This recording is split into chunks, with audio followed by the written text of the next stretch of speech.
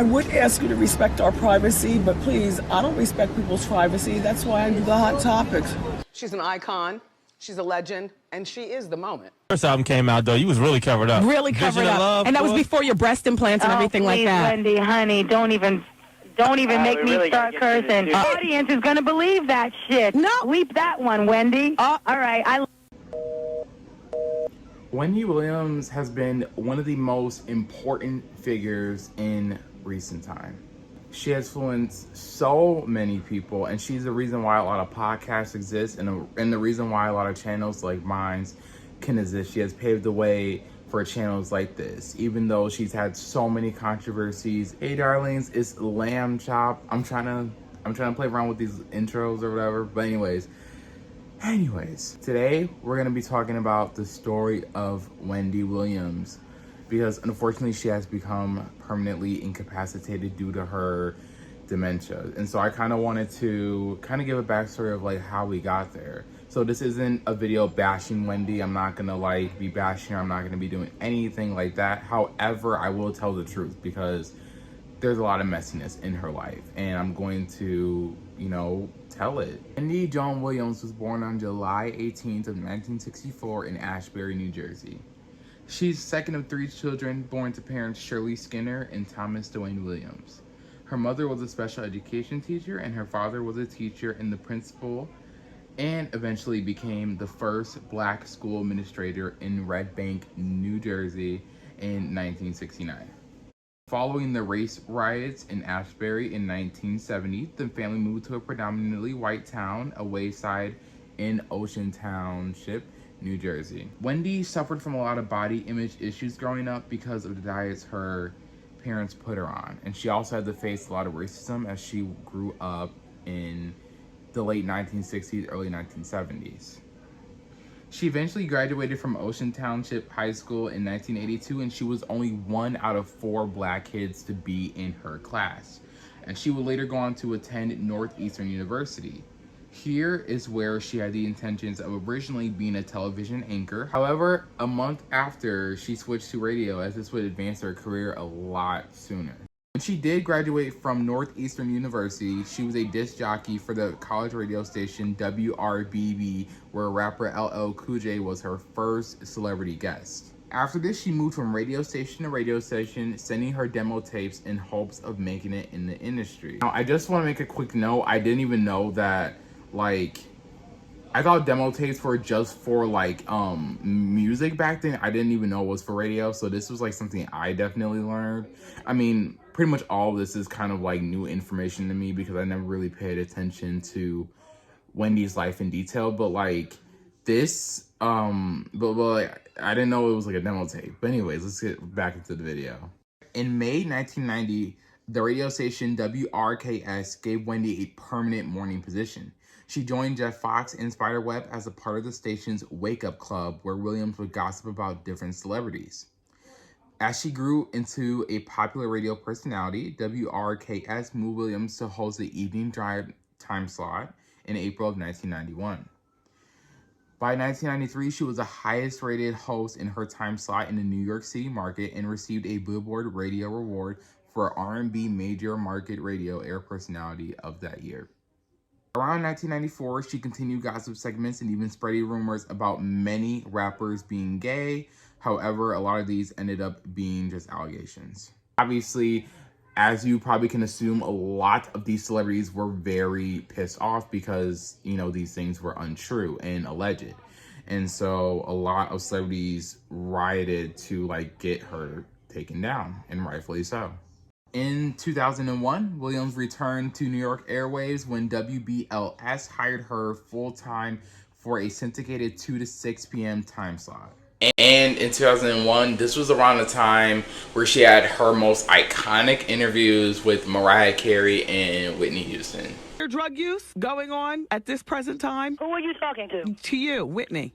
Ask me no questions like I'm a child. Y'all want to know what I'm doing all the time. I don't give a shit about what you're doing all the time. You are so nosy, man. You don't even know what I do. Like you said, you never met me. You don't know me. You ain't been in my house. You don't live with me. You don't sleep with me. You don't do shit with me but talk about me. So watch what you say. Watch what the you say. And if I was really like back in the day in Newark, I'd meet you outside. But I'm a lady and I have a class. In 2008, Debmar Mercury offered Williams a 6-week television trial of her own talk show. A syndicated daytime talk show hosted by Williams titled Wendy's World was poised to debut in fall of 1997, though it never aired.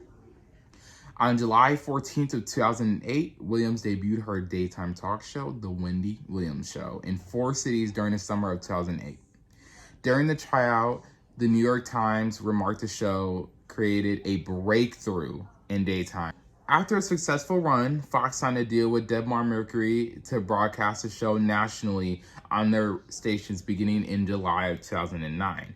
In addition, BET picked up the cable rights to broadcast the show at night. In 2010, BET started airing the show internationally in 54 countries through BET International. The show attracted 2.4 million daily viewers on average, with Williams trading off daily with Ellen DeGeneres as the #1 female host on daytime television. So obviously at this point, like in the early 2010s, Wendy is really becoming like, if she wasn't a household name already, she was here, and she definitely made her impact and her spot known. Around 2017, Wendy had to take several hiatus due to her health, including 3 weeks in 2018 and 6 weeks in 2019. The production of the 13th and final season of The Wendy Williams Show was delayed due to Wendy's ongoing health issues, and it did eventually continue with guest hosts such as Sherry Shepherd, the late Jerry Springer, and Remy Ma. The 13th season was supposed to air in September of 2021, however, it was delayed until October of 2021, and this is where the guest hosts that I mentioned, they did, step in. Originally, this was supposed to be temporary, as Wendy was supposed to come in the second half of the season. However, her health issues caused her to not be able to come for the entire rest of the season. In February of 2022, it was confirmed by her team that the Wendy Williams Show would be replaced by the Sherry Show, which would be hosted by Sherry Shepherd. And in June of that year, the final episode aired, albeit without Wendy. From 2022 and until now, her health has just continued to decline until eventually there was a documentary put out earlier this year titled Where is Wendy Williams? That's the documentary that made headlines. It broke the internet. Everyone was in a frenzy over this documentary because this documentary was talking about her life after the show was canceled. And when we look at this documentary, we can clearly see that Wendy is in a way worse state than what we're used to seeing her on television. I feel like The Guardian has not done a good job of protecting my mom. My life. Right now, she's weak and vulnerable, and she needs to be around people who aren't going to take advantage of that. I have no friends. You know how many people come out to support you? You know how many people love you? No, I don't. Everything is on me, baby. I know. This documentary went into detail about her life post her show, and also talking about just her struggles in general with health and also with finances, because Wendy was also having trouble with finances as well, as she was banking at Wells Fargo. And obviously Wells Fargo is known to be one of the worst banks ever, so it's not surprising that the finances did go awry at that bank. And her health declined so sharply following the production of her documentary that in November of 2024, she was declared by her guardian, Sabrina Morrissey, to be cognitively impaired and permanently incapacitated. All right, and then that leads me to, just my whole opinion on things. A lot of people say that this is kind of Wendy's karma, almost. People say that she deserves this, and I'm not a person to be declaring what people deserve and what people don't deserve. I will never say that, and I will never say that on the channel. I will never say what someone deserved, unless you're like, I don't know, like Hitler or something, but otherwise then, like, I'm never going to say what someone deserves. So in my opinion, the human in me just says that she doesn't deserve this. I know a lot of people say it's karma. A lot of people say it's, this and, that and stuff like that. But I still don't think she deserved it. I know she talked a lot of crap about people. And